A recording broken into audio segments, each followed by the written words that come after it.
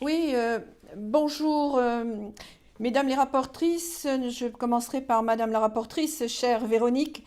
Je voudrais faire deux remarques concernant votre dossier sur les risques transfrontières, des remarques de forme et des remarques de fond.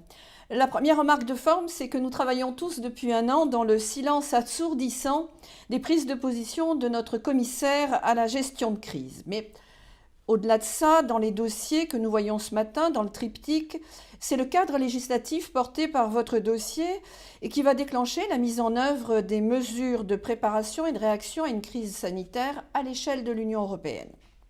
Alors, il est en fait évidemment un aveu étourdissant, il faut bien dire quand même, des insuffisances de l'OCDE, puis et du déni jusqu'à ce jour de l'existence même des pénuries de médicaments, en grande partie liées à des pratiques de commerce ultralibérales.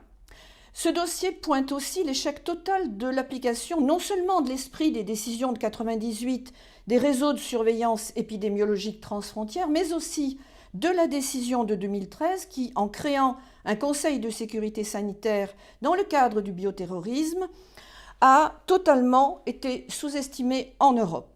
Imaginons aujourd'hui, que ferions-nous si nous avions la preuve d'une attaque bioterroriste ? Eh bien, dans son article 1, la décision de 2013 précisait pourtant bien les règles que nous réactivons aujourd'hui et qui auraient dû être appliquées en totale coopération entre les États. Sur le fond, ce texte clé de l'Europe de la santé favorisera la future agence HERA, voulue sur le modèle de la BARDA, cette agence paramilitaire américaine contre le risque bioterroriste. Ce cadre législatif, très élargi, va devenir très contraignant sur les États, de même que la multitude des outils portés par le texte en cours ou à venir. Alors, deux dangers, à nos yeux, dangers pour l'instant cachés. À partir de ce texte, l'espace européen des données de santé numérisées, la confidentialité de ces données risquent d'être bafouées. Nous le voyons aujourd'hui avec les attaques de hackers. Et l'obligation de boucler l'Europe de la défense pour créer l'ERA et de donner à ce texte toute l'amplitude nécessaire.